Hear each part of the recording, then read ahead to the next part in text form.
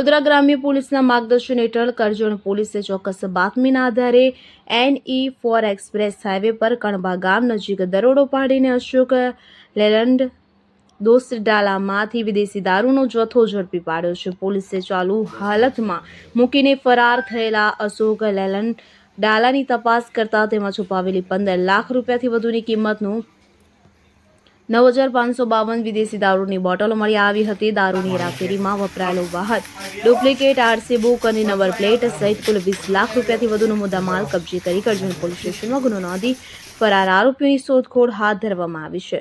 હનુ ભરવાડ સાથે કરજણ. હવે જુઓ દેશ દુનિયાની તમામ ખબરો તમારી આંગળીના ટેરવે. ઉઠાવો મોબાઈલ અને Google Play Store પરથી ડાઉનલોડ કરો અમારી CN24 ન્યૂઝ મોબાઈલ એપ.